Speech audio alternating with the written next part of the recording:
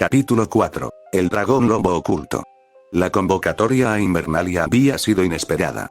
Su vida con Osuel en Aguas Grises era extrañamente tranquila y frustrante a la vez. Estaba lejos de su rey y de su deber. Sabía que sería una insensatez ir a Invernalia, ya que solo pondría al rey en mayor peligro, pero aún así, la idea le atormentaba. Oulandred solía mirarlo con esos ojos extrañamente perspicaces antes de decir algo apropiadamente críptico, como, pronto te llegará tu hora, o peor aún, no te preocupes, el jovencito pondrá al cachorro en su sitio. Así pues, cuando él y Osuel fueron convocados al despacho de Ouland para hablar sobre un cuervo que Lord Stark había enviado, Arthur se sorprendió sinceramente. El mensaje era breve. Lord Stark solicitaba a Oulandred que viajara a Invernalia con sus dos consejeros para discutir la reconstrucción del foso Kaelin. Era evidente que algo se estaba gestando. Arthur no podía evitar preguntarse qué había sucedido para impulsar a Eddard Stark a actuar. Casi esperaba permanecer atrapado en el cuello hasta el 14º cumpleaños de Jaehaerys, momento en el que tendría que planear un rescate para su rey de camino a la guardia de la noche, sin saber nada de su linaje. Claramente, Arthur había subestimado a Eddard Stark. Si bien sabía que el hombre daría la vida por proteger a su sobrino, no estaba seguro de que Stark arriesgara su vida para proteger el derecho de nacimiento del muchacho. Llevaban ya media luna marchando hacia Invernalia y se esperaba que llegaran ese mismo día. Arturo no podía evitar preguntarse cómo habría crecido su rey y cuánto de su padre vería en él. Al nacer, el niño parecía idéntico a Lyanna, pero Arturo esperaba vislumbrar algo de Rhaegar en el hijo de su querido amigo. Cuando finalmente divisaron Winterfell, Arthur y Osuel avanzaron por la columna de hombres de Red hacia Ouland. Sin que se lo pidieran, se bajaron las capuchas para cubrirse el rostro, que quedaba aún más oculto por gruesas bufandas de lana. Podrían haber pasado por sureños que se protegían del frío norteño. Tras atravesar Ciudad Invernal bajo las miradas curiosas de la gente común, se acercaron a la gran fortaleza. Sus enormes proporciones no les sorprendieron, dadas las historias de Bran el Constructor y su supuesta amistad con los gigantes. El tamaño y la magnitud de Invernalia superaban incluso las leyendas. Al entrar en el patio interior, Arthur lo oyó. Una risa aguda, brillante e infantil. Lo dejó paralizado, pues le trajo a la memoria esa misma risa, pero con una voz mucho más grave. El niño que vio corriendo por el patio era inconfundiblemente un Stark, aunque sus muchos parecidos con su verdadero padre probablemente fueron ignorados por quienes lo consideraban el hijo ilegítimo de Ned. Los pómulos altos, la nariz aristocrática y la barbilla delgada del niño eran los de Rhaegar.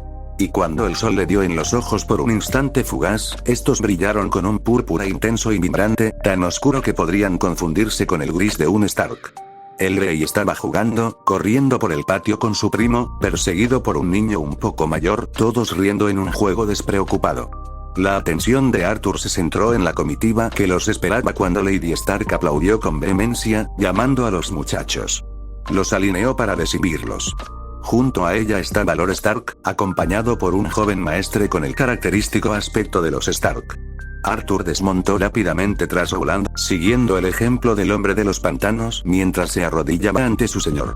Señor, me ha llamado, y como siempre, la sangre de los hijos y de los primeros hombres del cuello responde al llamado de los Stark en Invernalia, declaró Lord Ed con clara deferencia.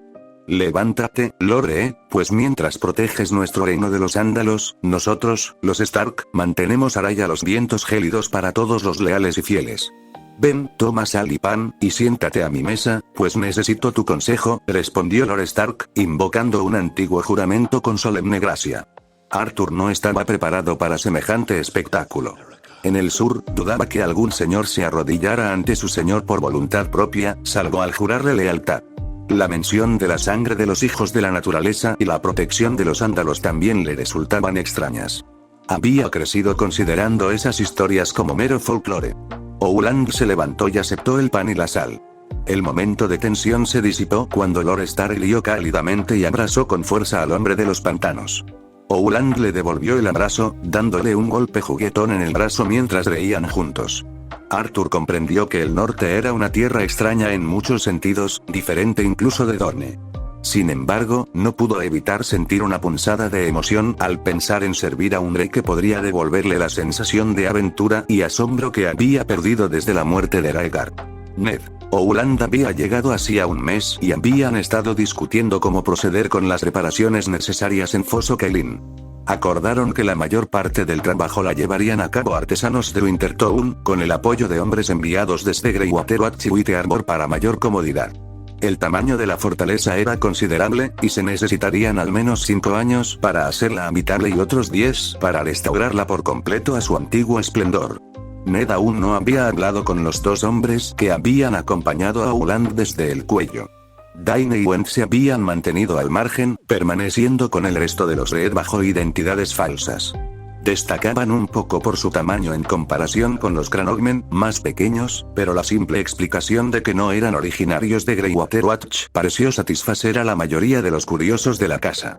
Ned esperaba que su hermano, Benjen, llegara en el plazo de un mes, acompañado del maestre Aemon Targaryen.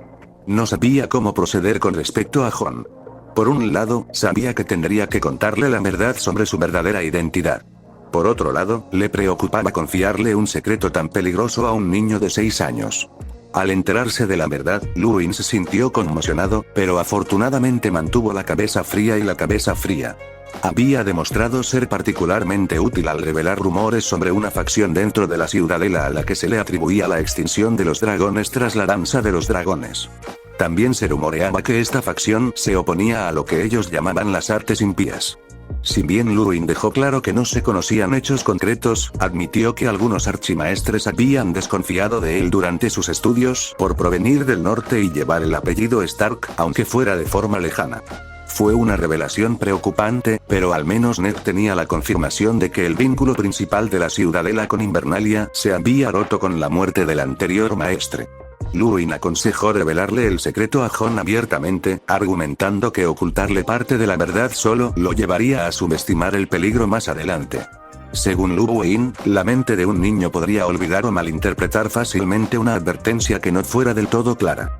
Catelyn compartía esta opinión, argumentando que no podrían preparar adecuadamente a Jon para sus futuras responsabilidades si aún se creía un bastardo, especialmente considerando que el huevo de dragón, que con el tiempo descubriría que era mucho más que una simple piedra, era en realidad un tesoro. Tras meditarlo detenidamente, Ned accedió. Le explicaría la verdad a su sobrino, aunque recalcaría que nada cambiaría externamente. Aparte de algunas lecciones, Jon seguiría siendo criado como un hermano para sus primos. Estos podrían justificar las lecciones de nobleza que recibiría, señalando la posible responsabilidad de supervisar Foso Cailin cuando alcanzara la mayoría de edad. Los riesgos eran inmensos, y Ned era muy consciente de ellos. Pero también reconoció la oportunidad que esto representaba para el norte. Respaldar la pretensión de Jon significaría desarrollar el norte tanto militar como económicamente. Con un poco de suerte, esto podría traer prosperidad y el progreso tan necesario a las tierras de sus antepasados, que habían estado estancadas durante demasiado tiempo. Ahora, se enfrentaba a la difícil tarea de hablar con Jon y explicarle la verdad antes de la llegada de Aemon Targaryen. También había reflexionado mucho sobre si debía involucrar a sus otros hijos en el secreto. Tras consultarlo con Catelyn, acordaron que Robb se enteraría de la verdad junto con Jon, evitando así que los chicos tuvieran que guardar semejante secreto entre ellos. A los demás niños se les contaría la verdad al cumplir 10 años, cuando tuvieran la madurez suficiente para comprender la gravedad de la situación. Al salir de su cabaña, Ned se dirigió al bosque sagrado, con la intención de rezar antes de convocar a Jon y Robb al árbol corazón. Al llegar a su lugar habitual, apoyó la mano en la corteza del arciano y oró en silencio a los dioses antiguos pidiendo guía, con la esperanza de estar tomando la decisión correcta.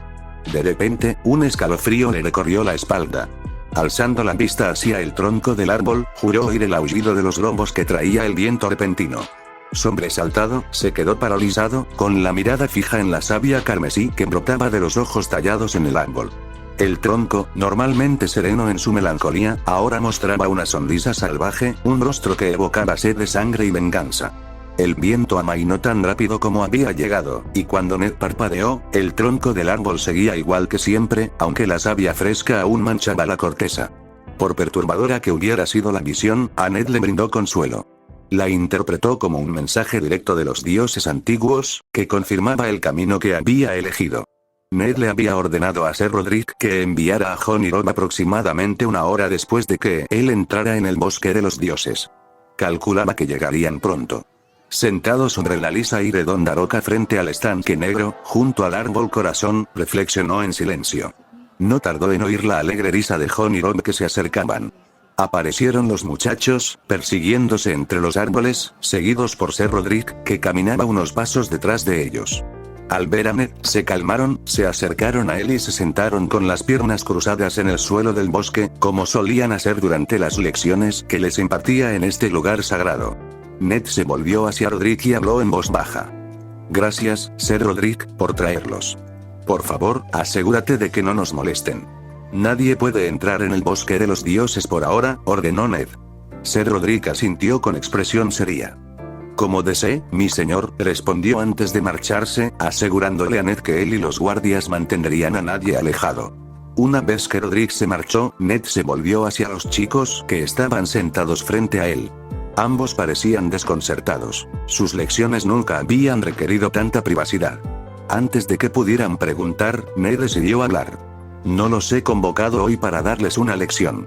¿Recuerdan la última vez que hablamos aquí sobre los sagrados que son para nosotros, los hombres y mujeres del norte, los votos que hacemos frente al árbol del corazón, porque los pronunciamos ante nuestros dioses? Los chicos asintieron solemnemente, con sus jóvenes rostros serios.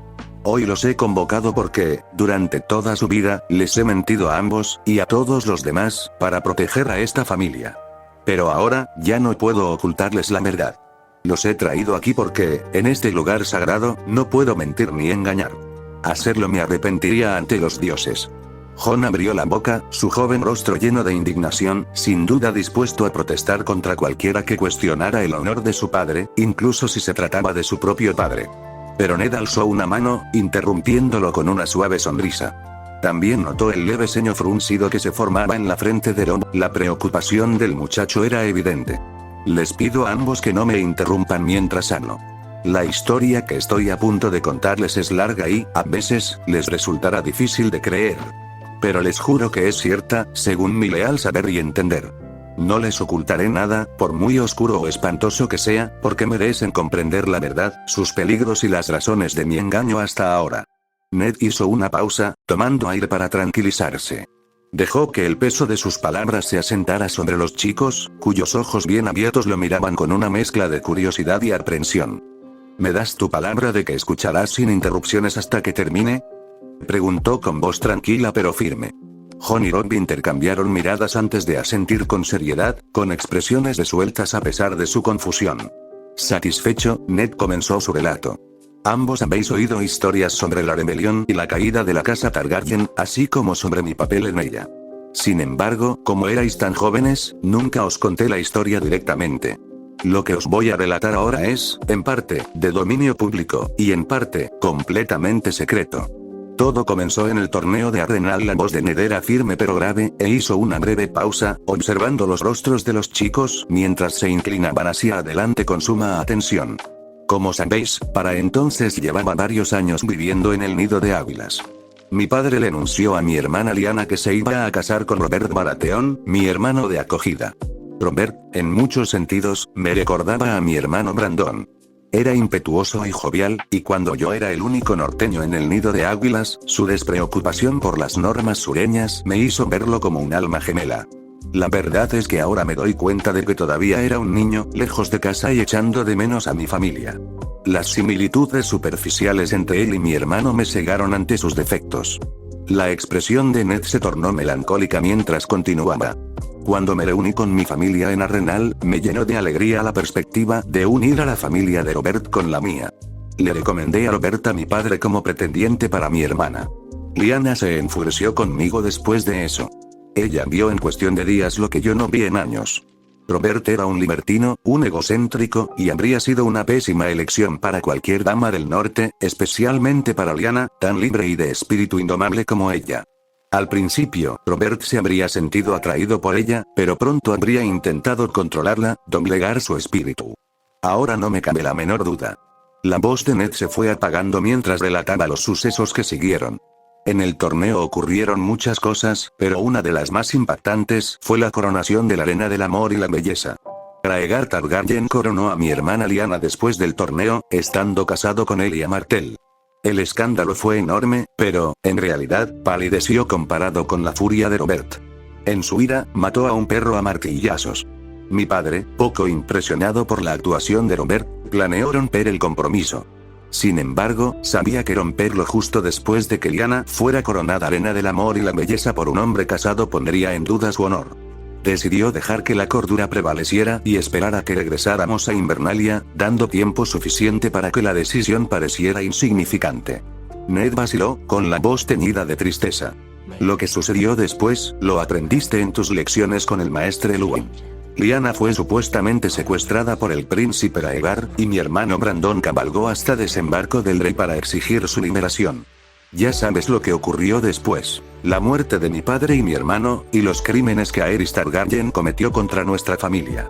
Me encontré convertido en señor de Invernalia, estando aún en el nido de águilas. El rey pidió mi cabeza, y Jon Arryn convocó a sus vasallos para protegernos a Robert y a mí. Ned suspiró profundamente, con la mirada fija en los chicos. No logré convencer a Robert de que seguía prometido a Lyanna. Sabía que mi situación era precaria y, sobre todo, estaba de luto, llena de ira y odio hacia el príncipe que se había llevado a mi hermana y el rey que había asesinado a mi familia. Robert era mi amigo y, una vez más, ignoré sus defectos. Jon Arryn, quien me había criado como a un segundo padre, dictaba mis siguientes decisiones. Mientras me protegía, no me percaté de la magnitud de lo que estaba tramando. Apartó la mirada, una sombra cruzó su rostro. Mi matrimonio con Catelyn fue por insistencia de Jon Arryn, para asegurar el apoyo de las tierras de los ríos y mantener su alianza matrimonial. Cuando partí a la guerra, no tenía un plan claro. Me consumían la venganza y el dolor. En muchos sentidos, era una pieza más en la maquinaria que Jon Arryn construyó para derrocar a los Targaryen. Yo representaba la rectitud, mientras que Robert representaba la furia. La voz de Ned flaqueó por un instante mientras continuaba. Cuando Aegar cayó en el tridente, sus últimas palabras, ahogadas por su propia sangre, mientras me miraba fijamente, fueron: protégela de él. Por primera vez, sentí una profunda inquietud. Desde ese momento, comencé a retomar el control de mis tropas, no solo de nombre, sino de verdad. En los últimos meses de la campaña, noté que mi insistencia en tomar mis propias decisiones chocaba con los planes meticulosamente trazados por Jon Arryn. Hizo una pausa, con la mirada fija en los chicos. Pero lo que sucedió después de que los Lannister saquearan desembarco del rey fue lo que finalmente destrozó cualquier respeto que sentía por Jon Arryn y Robert Baratheon. Jon y Robb no pudieron reprimir su asombro al oír a su padre hablar con tanta franqueza sobre el rey y la mano del rey, dos figuras de las que siempre habían oído hablar con reverencia. Sus ojos desorbitados delataban su sorpresa. Ned los miró y sonrió con tristeza, su voz se suavizó. Sé que esto es difícil de escuchar, y no es la historia que esperaban. Pero necesito que comprendan la verdad. En realidad, durante gran parte de la rebelión, la cuestión de quién ocuparía el trono jamás se me pasó por la cabeza. Al principio, supuse que Aegar seguiría siendo rey, tras el regreso de Lyanna y la reparación de las penurias sufridas. Cuando Aegar cayó, estaba preparado para coronar a su hijo, Aegon, o a su hermano menor, Viserys. Podrían haber sido criados por hombres leales a nosotros para garantizar la estabilidad del reino. Pero el mayor crimen de Tywin Lannister fue uno que jamás habría imaginado. Ordenó a Mor y Lorch y a Gregor Clegane que se deshicieran del príncipe Aegon, la princesa Rhaenys y su madre, Elia Martell. Poco antes, Jon Arryn había comenzado a apoyar la pretensión de Robert al trono, y Tywin Lannister ahora le ofrecía la mano de su hija en matrimonio. Algunos dicen que Robert reclamó el trono por conquista, ya que había matado a Aegar, pero en realidad, lo reclamó por linaje, a través de su abuela Targaryen. Irónicamente, la pretensión de los Lannister por conquista habría sido más sólida, ya que Jaime había asesinado al rey, aunque de forma deshonrosa. Y esto nos lleva al meollo de la cuestión. Matar a un primo lejano en el campo de batalla, negando cualquier parentesco previo, es una cosa. No puede condenarse del todo. Pero reclamar la sangre de ese primo por parentesco es la mayor deshonra. Es como si un hijo degollara a su hermano para heredar sus tierras. Es un pecado que ningún dios perdona. En ese momento, supe que debía regresar al norte y dejar atrás para siempre el maldito sur. Pero antes de que pudiera partir, Robert cometió un último acto que lo condenaría ante los ojos de los dioses. Acababan de llegar las noticias del asesinato de Elia y sus hijos. Abogué por la ejecución inmediata de los responsables. Jon Arryn y Robert se burlaron de mí. Luego, cuando los cuerpos fueron presentados en la sala del trono, cubiertos con estandartes Lannister, la magnitud de sus crímenes quedó al descubierto ante el tribunal. El cuerpo de Elia había sido prácticamente partido por la mitad, desnudado y violado. La cabeza de Agon había sido estrellada contra la pared con tal violencia que la única forma de confirmar su identidad era por su cabello plateado y una marca de nacimiento en su pie. Y finalmente, Rhaenys, una niña, había sido apuñalada media docena de veces por un hombre adulto. En ese instante, volví a exigir la cabeza de los asesinos, cuyos crímenes estaban a la vista de todos. Y Robert, sentado en el trono de hierro, volvió a reír. Me miró a los ojos y dijo: «Niños, ¿dónde los ves, Ned? Yo veo engendros de dragón y a su ramera madre. Murieron como merecían, como las bestias enloquecidas que eran, y los hombres que lo hicieron serán alabados, no castigados». En ese momento supe que ya no podía ser cómplice de sus crímenes. Salí del tribunal ese día, negándome a participar en ninguna otra de sus atrocidades. Fui a levantar el asedio de Bastión de Tormentas, como Robert me había ordenado, pero sobre todo con la esperanza de obtener información del ejército Tyrell sobre el paradero de mi hermana. Allí, entre los leales Targaryen, supe de un lugar que el príncipe Rhaegar había mencionado, una fortaleza en ruinas de los primeros hombres en Dorne que planeaba restaurar como refugio para su familia. De la fortaleza solo quedaba en pie una torre, a la que había llamado la Torre de la Alegría. Me dirigí a Dorne con un pequeño grupo de compañeros leales. Éramos 7. Yo, Oulandre, Loru y Ian Dustin, Ethan Glover, Martin Cassell, Theo Bull y Ser Mar Griswold. Al llegar a los pies de la torre, nos recibió el Lord Comandante de la Guardia Real, Gerold Hightower, junto con Ser Arthur Dayne y Ser Oswell Went. En aquel entonces, seguíamos convencidos de que Lyanna había sido secuestrada y nos enfurecía que la Guardia Real nos la impidiera después de todo lo sucedido. Intercambiamos palabras duras. Gerold y los demás estaban convencidos de que éramos cómplices del asesinato de Elia y sus hijos, mientras que nosotros los veíamos como simples secuestradores. Que esto les sirva de lección, muchachos. Si la cordura hubiera prevalecido y se hubiera entablado una negociación, como debía ser, hoy seguirían vivos hombres de bien. La batalla que siguió fue feroz, y la Guardia Real demostró su legendaria destreza. El Lord Comandante cayó, pero no sin antes llevarse consigo a 3 de mis hombres. Luego, Ser Arthur y Ser Oswell mataron a 2 más. Finalmente, solo quedamos Ouland y yo, ambos heridos, mientras Ser Arthur y Ser Oswell nos desarmaban. Aquí es donde la historia difiere de lo que te han contado, pues el reino cree que Ouland y yo salimos victoriosos de aquel enfrentamiento. En realidad, sobrevivimos solo porque tenían órdenes de perdonarnos la vida si podían. Una vez que nos desarmaron y atendieron nuestras heridas, oí los gritos de Lyanna desde la torre. Ser Arthur me llevó hasta ella, y en ese momento comprendí que las cosas no eran lo que parecían. Encontré a Lyanna en una cama empapada en sangre, con un bebé recién nacido en brazos. Al acercarme, rompió a llorar y finalmente me contó la verdad. Nunca la había secuestrado Rhaegar, se habían fugado y casado con la bendición de Elia. Elia, aunque era un buen amigo de Rhaegar, amaba a otro y no podía tener más hijos. Lyanna me contó las numerosas cartas que había enviado para impedir la rebelión, cartas que nunca recibieron respuesta.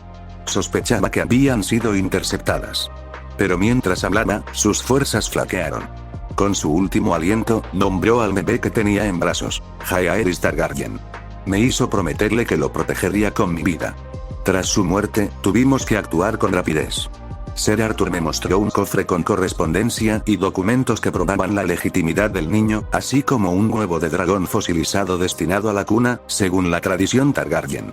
Convencí a Ser Arthur y a Ser Oswell para que se escondieran, y Ouland accedió a darles cobijo en Greywater Watch. Decidimos que yo traería al bebé a Winterfell y lo reclamaría como mi hijo bastardo. El niño tenía rasgos Stark, y la mentira sería creíble fácilmente. En aquel momento, era la única manera de protegerlo. Si Robert alguna vez supiera la verdad, su rabia por la supervivencia de un niño Targaryen palidecería en comparación con la furia que sentiría al pensar que el niño había nacido del amor entre Rhaegar, el hombre al que más odiaba, y Lyanna, la mujer a la que había deseado con locura. En algún momento de su relato, Ned cerró los ojos, con la voz firme a pesar del peso de la historia. Percibió los leves jadeos ocasionales de los muchachos, pero cuando finalmente los abrió, se encontró con una escena desgarradora. El rostro de Robb estaba pálido y sostenía a un tembloroso Jon, cuyo cuerpo se sacudía por sollozos silenciosos. Sin dudarlo, Ned atrajo a los 2 chicos hacia su regazo, los abrazó con fuerza y no dijo nada más, solo les ofreció el consuelo silencioso de su presencia mientras se aferraban a él, y el peso de la verdad se cernía sobre los 3. Como ves, Jon, en todo lo que importa, eres mi hijo. Te he criado y protegido, pero naciste como mi sobrino, y mereces saber quién eres en realidad. Eres un príncipe de la casa Targaryen, el hijo legítimo de un Stark de Invernalia. Mereces conocer a todas las personas que te amaron, aunque ya no estén aquí, dijo Ned en voz baja, firme a pesar del peso de sus palabras. Pronto llegará Aemon Targaryen, el maestre del Castillo Negro. Es tu tío abuelo. Benjen me dice que es un anciano bondadoso y que te hablará de la otra rama de tu familia. Algún día, tendrás que reclamar el trono, porque si no se detiene a Adomer, destruirá los 7 reinos. Pero hoy no es ese día. Por ahora, quiero que sepas que siempre contarás con mi apoyo. Eres de mi familia y, algún día, serás mi rey. Ned besó el cabello de Jon mientras hablaba, con voz llena de serena convicción. Los dos chicos permanecieron acurrucados junto a él durante un largo rato, buscando consuelo tras las revelaciones y las espantosas verdades que había sacado a la luz. Tenía otro hermano y otra hermana, dijo Jon finalmente, con la voz quebrada por las lágrimas. Los mataron porque eran una amenaza. ¿También me van a matar a mí? Su pequeño cuerpo comenzó a temblar mientras sollozaba, escondiendo el rostro en el pecho de Ned. Te lo prometo, jamás te tocarán, murmuró Ned con voz firme y tranquilizadora. Por ahora, debemos guardar este secreto. Seréis criados como hermanos y yo me encargaré de todo hasta que seáis mayores de edad. Os conté toda la verdad para que no tuvierais que guardaros secretos. Pero debéis entender por qué no podéis hablar de esto con nadie. Si la verdad saliera a la luz, todos estaríamos en peligro, incluyendo a vuestros seres queridos. Brom se le movió, estrechando su abrazo alrededor de Jon. Te lo juro, Jon. Eres mi hermano, aunque en realidad seas mi primo, y te protegeré de cualquiera que intente hacerte daño. Ned sonrió con fuerza a los dos niños que sostenía en brazos, y un destello de esperanza le reconfortó el pecho. Quizás todo saldría bien. Al ver el vínculo inquebrantable entre sus dos hijos, no pudo evitar albergar la esperanza de que, con el tiempo, algo bueno pudiera surgir de esta trágica historia.